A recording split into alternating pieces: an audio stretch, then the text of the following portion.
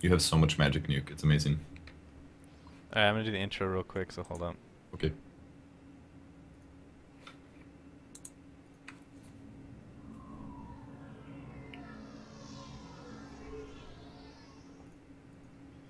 Hello, and welcome to this Dotacinema production. My name is SUNSfan. Joining me is Purge, the one and only, and this is the grand finale, the grand finals of the SkyNet tournament, which has been a long time freaking coming. Let's not kid ourselves here. Dignitas versus Panzer.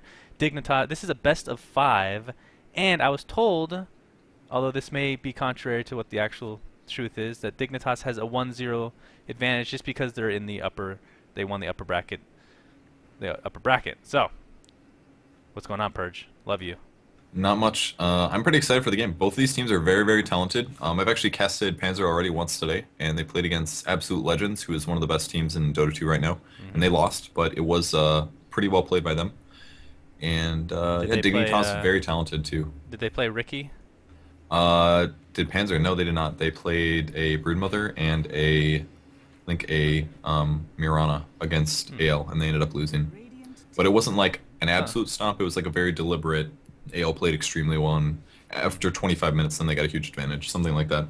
Well, I just need to point out that the upper bracket finals was actually Dignitas versus Panzer, and I cast that. And Dignitas, for lack of a better term, just bent Panzer over, for all intents and purposes. It's definitely the best term you could use there. Yes, I think so. If I remember, the first game was a Viper and a Naix versus a Dragonite, and the Dragonite just got spanked.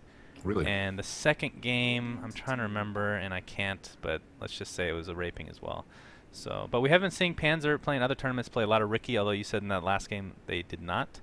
But they've been kind of expanding the pool, I guess you could say, which is always great to see, especially with these new heroes being implemented. There's a lot of teams doing that. I'm really excited because for a long time, the Dota 1 metagame literally sat around 20 heroes, and well, every team would play the same frickin' heroes. But in Dota 2, I think everybody realizes what's more at stake.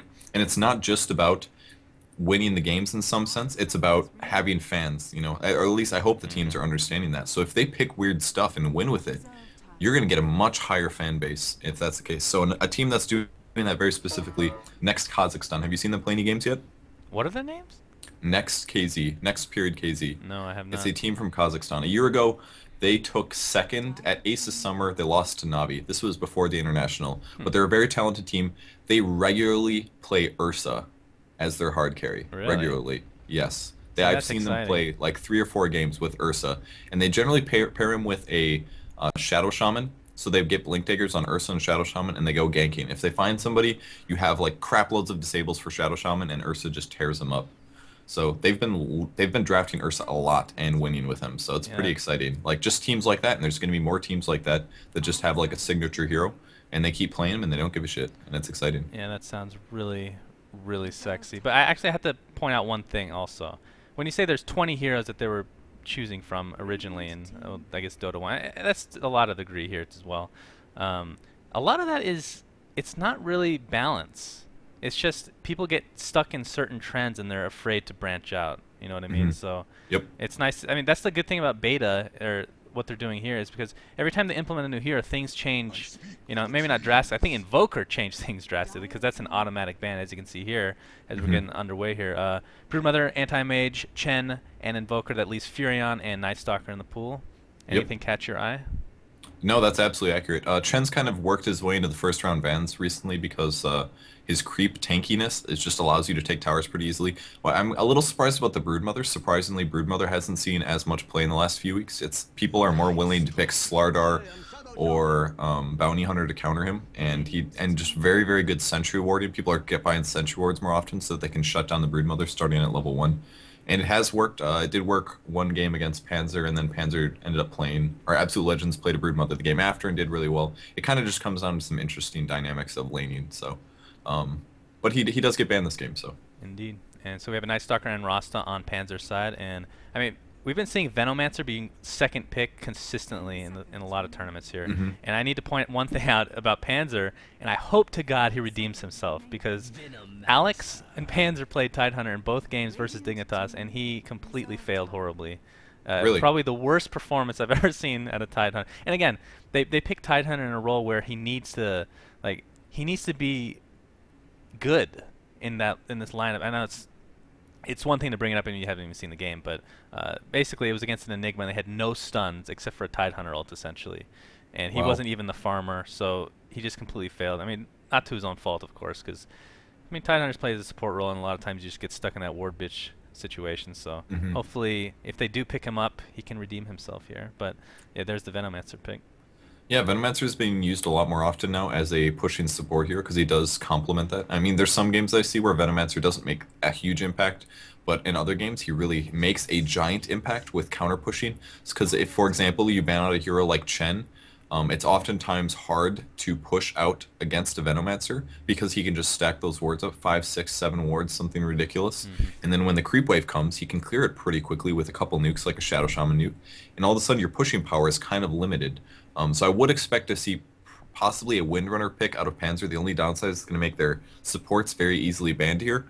But that would give them a lot of counter push while still having a little bit of push power. So I'm going to guess a Windrunner, if not a Windrunner, maybe a support hero or a jungler, maybe something like an Enigma. Panzer does occasionally like to play an Enigma, but they do have the Night Stalker, so things are looking pretty good for them so far.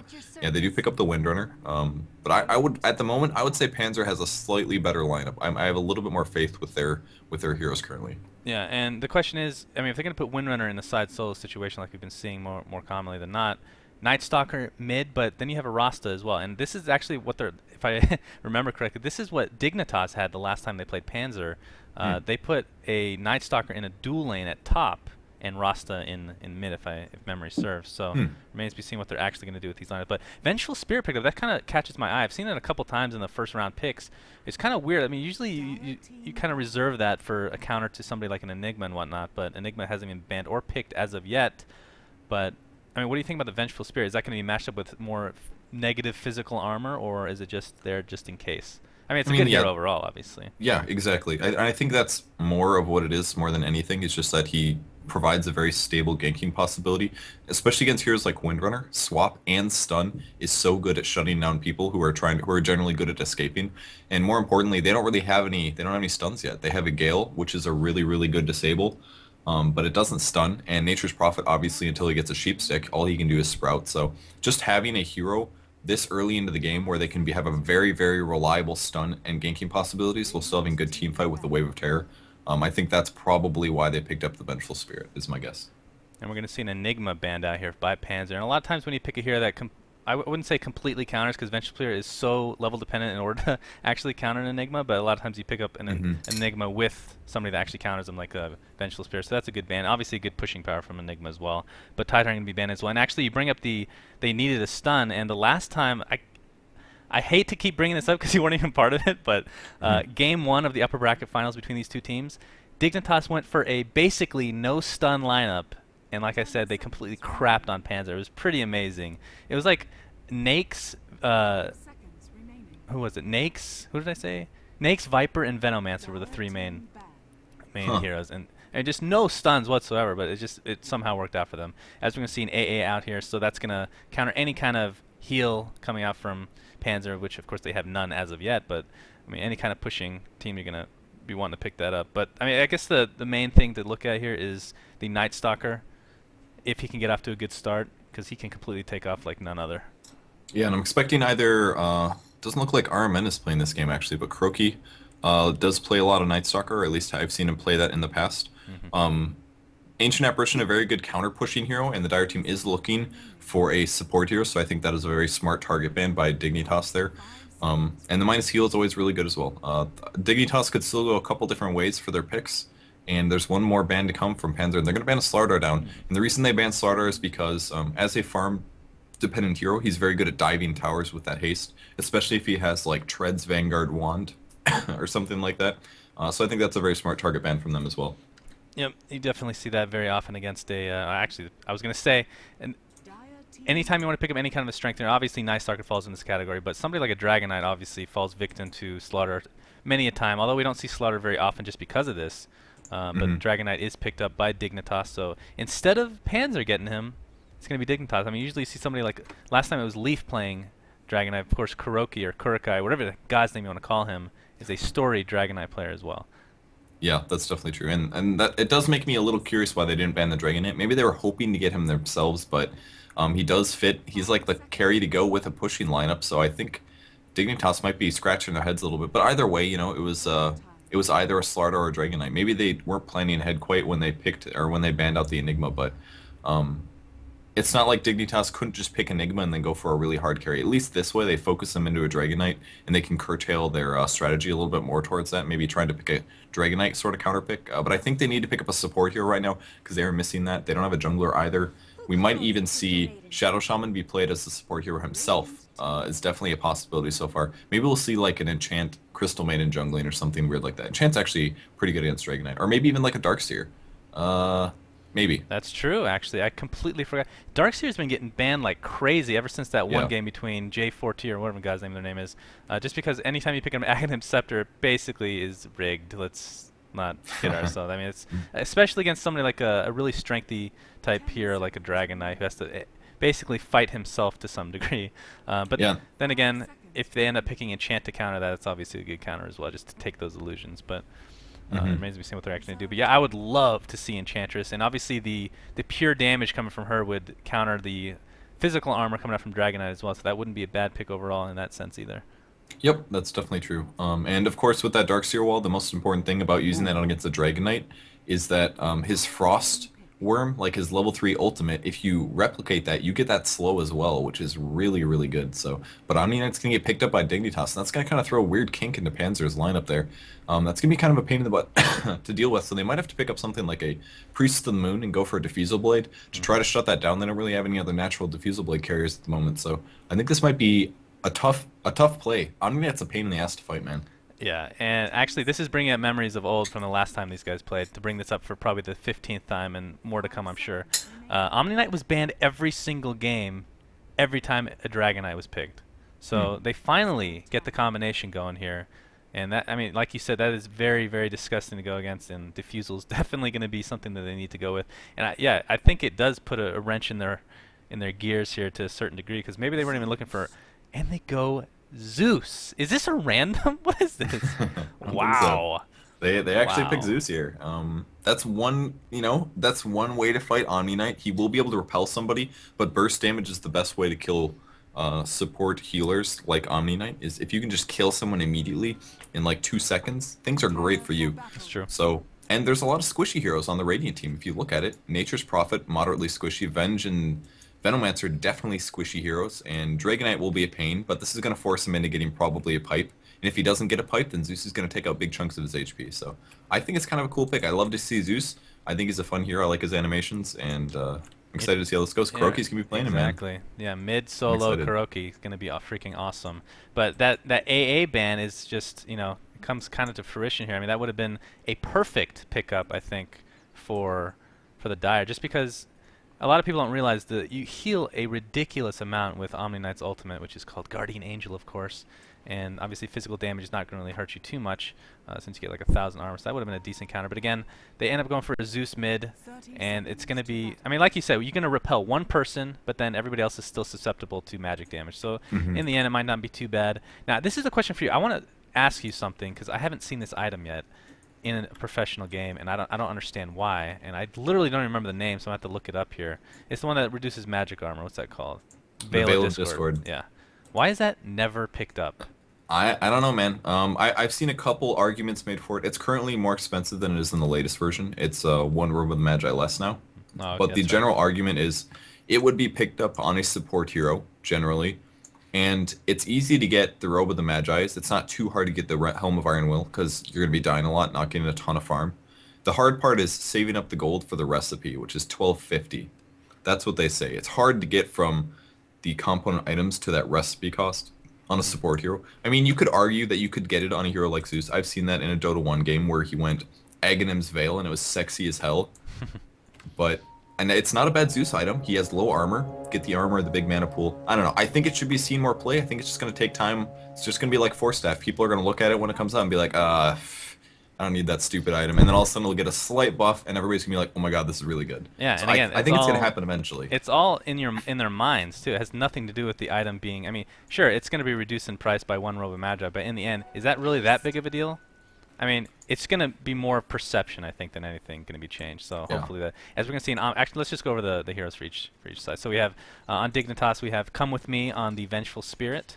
Freezer, who's been destroying this tournament, just not even, I mean, he's been just destroying on the Dragon Knight. We have Final Moment, who I don't remember ever being part of this lineup on the Venomancer.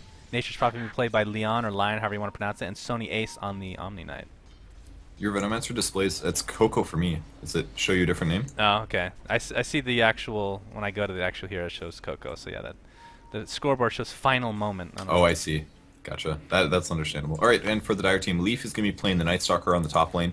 Alex is on the Crystal Maiden. We have Rasta being played by Saga. Mid lane is Kuroki playing that Zeus, of course, and on the bot lane, PAS playing the Windrunner.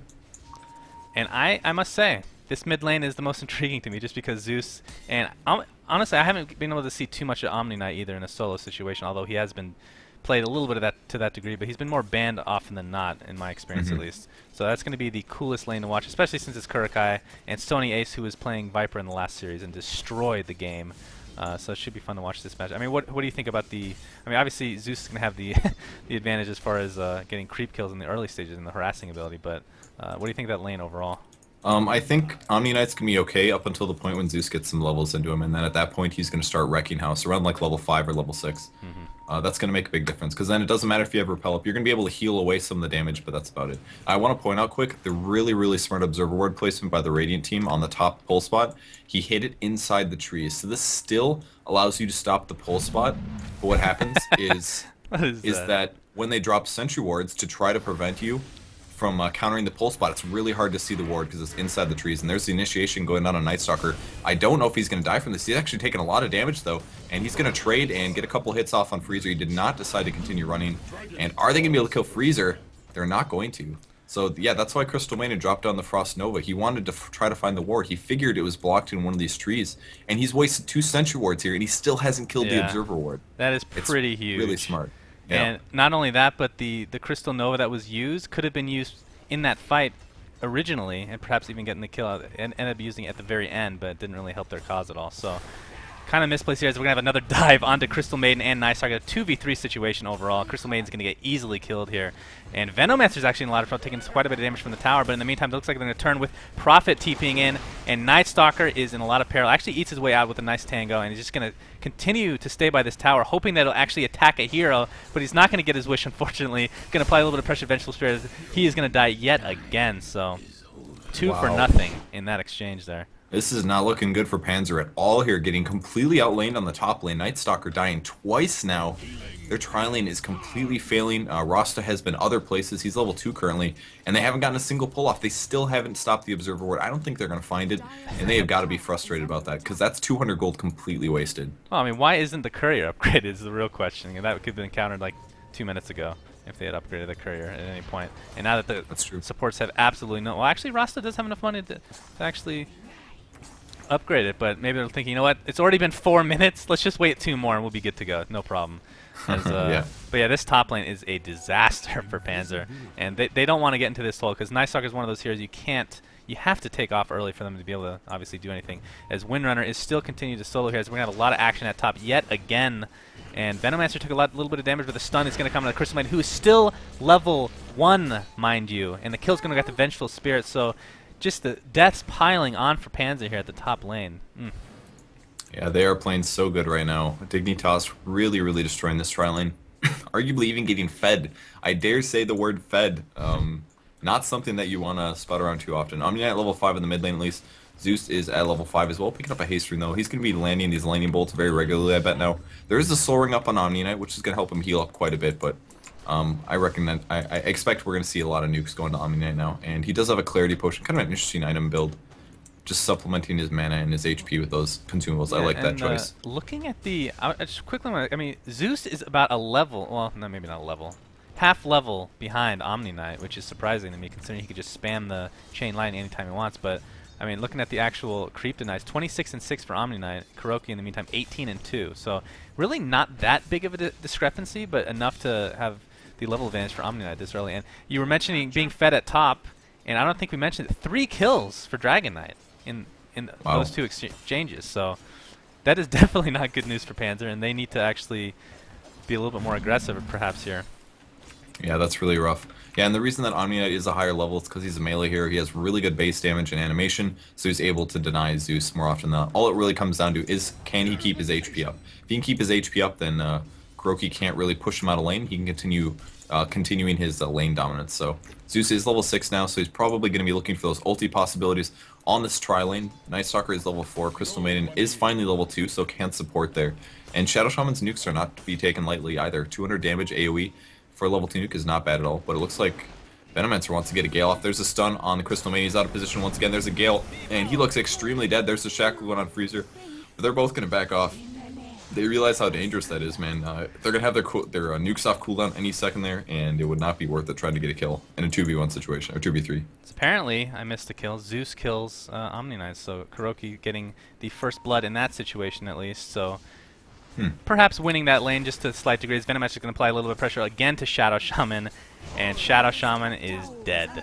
Kill this time goes to Venomancer though, so at least they're not feeding Dragon Knight that many kills. Well, 3 is quite a bit, obviously. And Zeus is on the way with the double damage. He's going to run into the Vengeful Spirit, a couple nukes. He wants to get these last hits off, and that's going to help out. There's the ulti coming down, getting him a kill. He's bottling up to get a little bit more mana. Every hit he's doing is actually hitting really hard for Zeus. Going to go straight for the Venomancer though, and that's going to be an easy kill. Who's going to let the... Yeah, Leaf will take that kill. So a nice little double kill for the Dire team. That's going to help a little bit for them coming back here. Yeah, that's exactly what Zeus needed to do. He ends up getting the kill on Omni and then immediately ganks with that Haster, so it works out really... Oh, he had a Haster and then he bottled the DD as well, so yeah, ends up working out very well for them. And again, Windrunner has not left this lane yet. Do you feel that that is an issue at all? I mean, she is getting good experience, and I mean, Furion is having the TP back and forth, but that's kind of how Furion's going to be played either way. That's a very standard Windrunner situation. Windrunner is going to farm his lane, try to pick up a mechanism or another major item pretty early, and you're not going to see him end up leaving the lane for a while. And that's just kind of what you do as a Windrunner. Some new players say, oh, I'm going to go gank, but it's like, you know, if you miss your power shot, your gank is completely wasted. And there's going to be a repel on the Venomancer. I like that play. Getting the Dire team a little out of position, but the repel's about to run out. Now, we might see Coco take a ton of nukes here. Crystal Maiden coming for the ice block, but the heal from Omni Knight is Imba, man. Windrunner does come for the gank, though. He is TPing in. He's got his nukes ready, but his HP's kind of low. Zeus doing good nukes as well. Venomancer goes down, and now going to be changing targets, but Zeus in a lot of trouble. He does have his arcane boots, but possibly going to fall up in just a second. Yeah, he's completely surrounded by enemy players. He's going to try to get Vengeful Spirit, but he will end up dying. That is truly, truly unfortunate. Oh, a nice swap from Vengeful Spirit to save her own life, and looks like Shadow Shaman's going to die as well in this exchange. So 4 for nothing, essentially, is what's going on as lulls come out as well. But Zeus came, and unfortunately, every person he tried to go for ended up getting repelled. So that's the power of something like an Omni Knight. But yeah, that was, again, just... And actually, I should say that Winter finally came out of her lane and just died. So she came basically to her death. So maybe she should be better up just farming at bottom lane, because at least you're going to get some sort of an advantage and experience in that case. But top tower is taken down by Dignitas, so 8-minute tower, not too shabby. And Dragon Knight does have his hood finished. That means he's so survivable against the Dire team. He's got his headdress finished as well. He's going to have like a 10 or 12-minute pipe here. Isn't that ridiculous? I would love to see him get a Soul Ring as well. Maybe like Tread's Soul Ring pipe, a very, very strong early game Dragon Knight build. Can heal up his team, or at least protect his team from that Zeus ulti. I mean, they're already fighting uphill with these picks, and just by winning this lane so hard, and the really fast pipe on Dragon Knight, I don't think there's going to be much that the Dire team can do. They don't have a hard carry. They were pretty much looking for Zeus to maybe dominate the game, and Omni Knight just is doing too well in these early team fights. Yeah, that's something we saw in the original series as well, as Dignitas picking up a very fast pipe and basically nullifying... I mean, anytime you're going to tri-lane in the case of, well, any team really, and you're going to lose that tri-lane, you're going to have a major disadvantage if anybody picks up a pipe, especially considering that a lot of your supports really rely on a lot of magic damage. Now, the one hero that can, I mean, the hero that needs to take off is Zeus, I think, and Night Stalker. Those are the two that you have to look at for Panzer, and it looks like Night Stalker's going to get stunned out here from Vengeful Spirit. Nice swap into a Dragon Knight, Dragon's Tail, and Night Stalker, I mean, it is nighttime, so he's going to try to get away. Oh, okay. Vengeful Spirit does get the last hit. I thought it was enough to get away, but the amalgamation of Dignitas, the relentlessness of Dignitas, and looks like they're going to try to apply a little bit of pressure to this tier 2 towers. Furion is here as well. Yeah, definitely looking really, really good in this game so far. Dignitas has very good pushing power. Are we going to see Vengeful Spirit initiate? He does get a couple nukes from Kuroki. We're going to see a second of cooldowns. Oh, the repel is perfect there. Keeps the Vengeful Spirit alive. Completely wastes Kuroki's ulti, and he doesn't get a single kill. Man, that Omni Knight, man. Yeah, I'm pretty sure next game Omni Knight's banned. I'll just throw it out there. You know, pretty big statement, possible. I know. I think he's definitely a hero that could see more play. He is really, really good as a solo hero. He always played a lot in Dota 1 right before Dota 2 came out. I'm a little unknown on the Dota 2 scene, but I don't believe Chinese players play him, but even still, like, he has a lot of viability. Well, yeah, any kind of a push strategy is going to rely on somebody to heal, and I mean the fact that he has a heal on something that can take off any kind of magic damage and any kind of physical damage with his ultimate is just completely broken in a... As long as he gets levels. I mean, that's the thing. You can't really, I don't feel in this metagame, you can't really play him as a support where he doesn't get major levels. But yeah, in a solo mid situation, this is just working out beautifully for Dignitas. They're going to continue. I mean, let's look at the gold advantage here. They're, I mean, above the 5,000 rate at the 11-minute mark. Not too shabby at all. I honestly thought it would be a little bit more, to be honest, but it is 14-4, I guess. As they're going to try to push this tier 1 mid. What about the fact that they took the Rax tower on the top lane down to half HP? That's ridiculous as well. True. That is true. It looks like Panzer actually wants to defend this. Zeus is going to apply a little bit of damage to Vengeful Spirit. And there's the pipe going off for Dragonite. And what can Panzer do here? They do get the kill on Venomancer, but it looks like Night Stalker is going to be the trade. That is not an even trade if you're Dignitas in this, or if you're Panzer in this case. Omni Knight heals himself, and it looks like Ross is going to be trying to be chased down here from Dragonite. He's going to pop that Dragon Form in the meantime. Furion's almost going to get killed, but nice stun from Vengeful Spirit going to save him for now. It looks like Prophet might die here to the last hit from Windrunner. Yes, he is. But Dragonite is still alive with that pipe intact. And although he's really low, he's not going to get a Constellation kill on Crystal Maiden. It looks like he's going to attempt to run away, but the last hit again from Windrunner, who nobody is paying any attention to, as Zeus finally gets the kill on Vengeful Spirit. He chased horribly around for that Vengeful Spirit the entire fight. But, I mean, pretty good defense there from Panzer. That's exactly what they're going to need here. Yeah, they need to do like 2 or 3 more of those team fights before they get back into this game. But that was very good. The Shackle Shot from Windrunner, catching the Nature's Prophet to Omni Knight, completely changed that entire team fight. Because then that power shot landed on 2 heroes, and Zeus was able to just pick off that Omni Knight. He's got a regen now, which is a very good Zeus rune.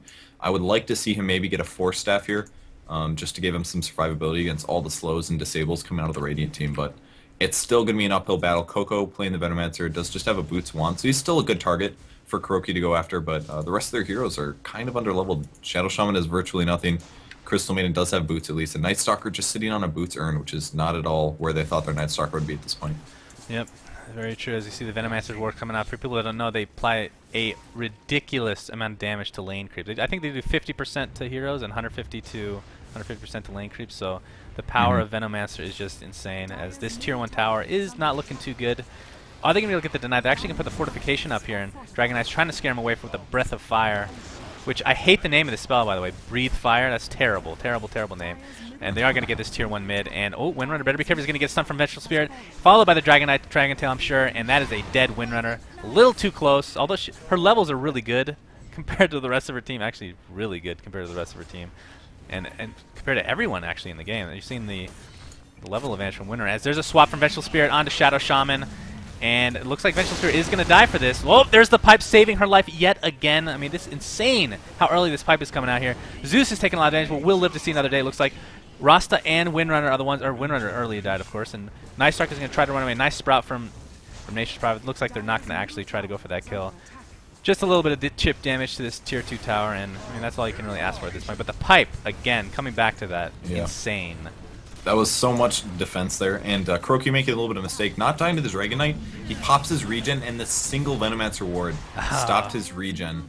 He only got like 50 HP out of it. Could have had a full heal mana, so that's a mistake there. But honestly, what started that whole thing? Windrunner getting way out of position there. Yep. She had the mechanism. She was the most farmed person on her entire team, not counting maybe Kuroki, but gets picked off, doesn't even get to utilize the mech because of the perma disable, and that was a huge mistake coming out of PAS. That's the kind of stuff that's going to lose you games, because that was a tower that started off as a 5v4 situation, and that's not what you want to do when you're behind. And unfortunately for Panzer, all of their ultimates are down, and when I say that, Rasta doesn't even have her ultimate. Crystal Maiden, not that it really matters, doesn't have her ultimate, but that's not any surprise. And it looks like this is going to be a free Roshan for Dignitas, as I think we saw this, I don't know if maybe you were, I don't think you were casting this game, but it might have been Coco himself. These Veno wards are amazing. You literally cannot pass.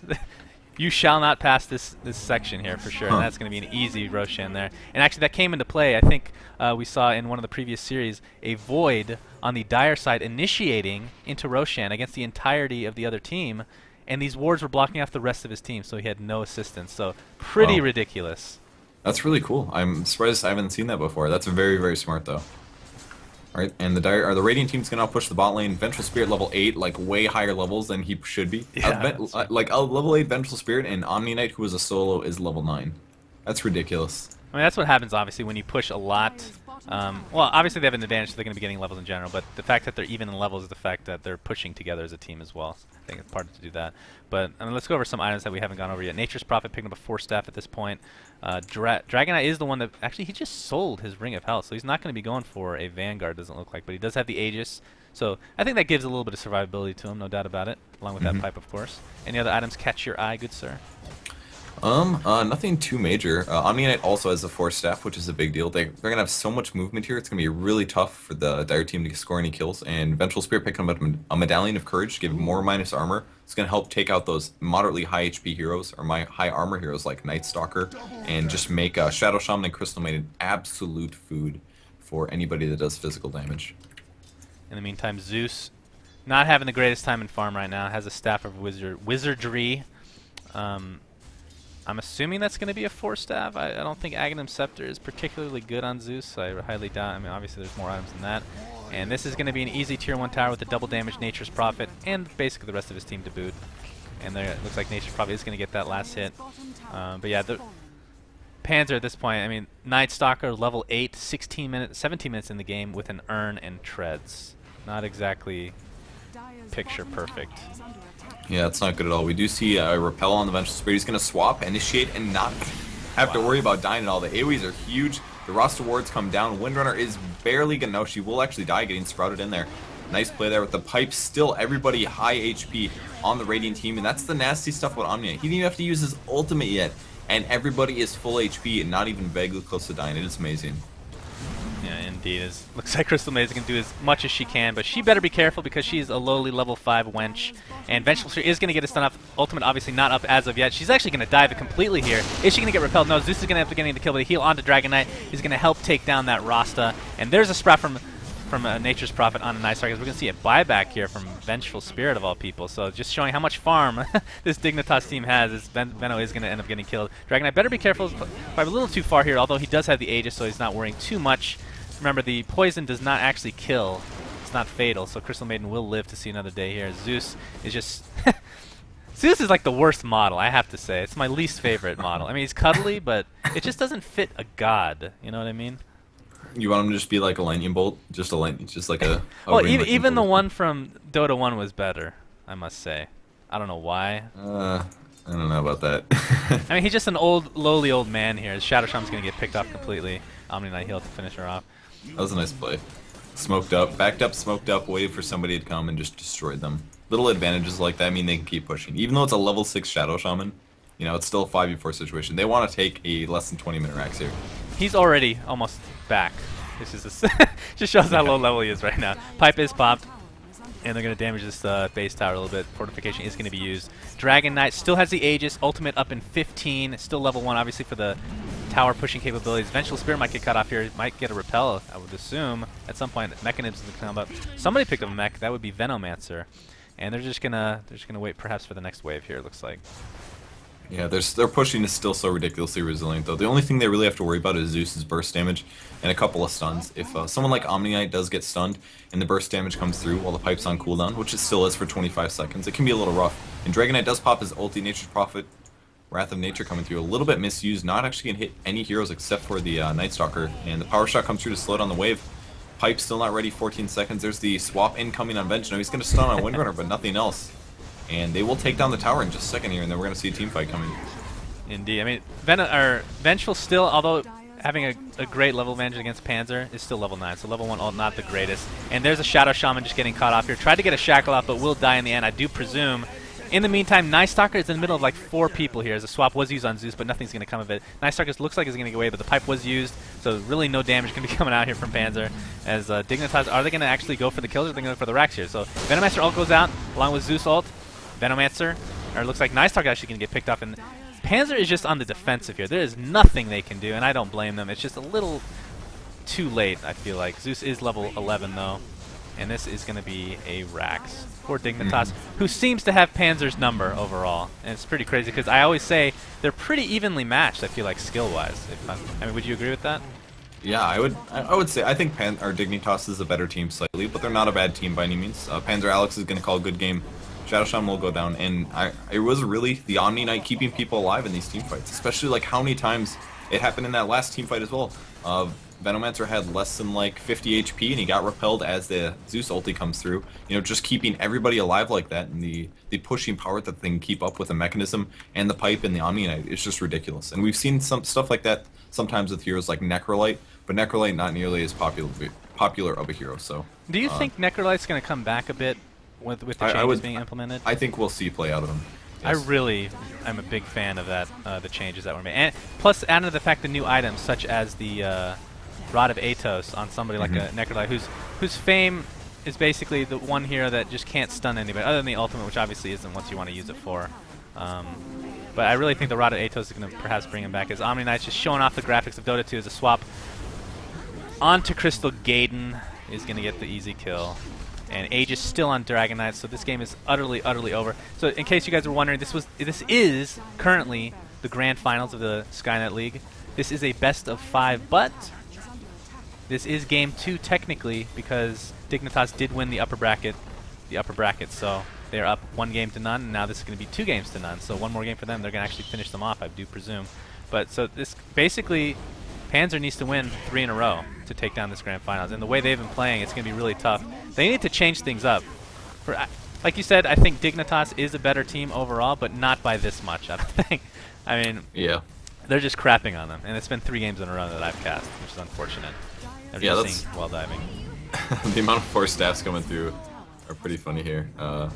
Groki's gonna try to stay alive. They're actually Nickel Omni Knight finally. A that's a legitimate Omni Knight kill for sure. Well, it was a little bit of cock blocking there from Freezer as well, but I mean that's not gonna hurt obviously. Yeah, he's gonna pop his pipe here and going straight on to the Nature's Prophet, or I'm sorry, the Night Stalker, who is now about to die. So much laning coming through here, and it looks like, is Dragon Knight going to make something cool is what I really want to know. I would love to see him just finish Mjolnir right now. I think he could actually do that. Yeah, he could actually just build a Mjolnir. Do it, Dragon Knight, do it! No, he's going to get some kills, I guess. He's just going to get kills instead, no big deal. Zeus did end up taking out Nature's Prophet, who he was disgusted bought a Dagon, so he was very angry about that, obviously. But, I mean, these kills are obviously meaningless at this point. But I mean, Dignitas is just playing really well. I don't think it's... I think the series that I cast, it was more so the picks than anything. I guess you could argue the same with a Zeus being picked, which is very controversial, I guess you could say. Yeah, but I can definitely understand it, though, to a certain extent, just because of the Omni Knight. But expect Omni Knight to be banned. I think most of their loss is that top trialing, you know? How many times did Night Stalker and Crystal Maiden just die immediately? It's a tough trialing situation, you know? Dragon Knight, Vengeful Spirit, and a Venomancer, that's very dangerous, and they kept getting picked off and weren't able to take a slight level advantage and then try to fight it out. Night Stalker, Crystal Maiden, Shadow Shaman's going to lose that every time, I think, and that's kind of why the ball just started rolling from there. Very true. And as we get ready for Game 2, which is technically Game 3 as far as I know, Purge, thanks for joining us.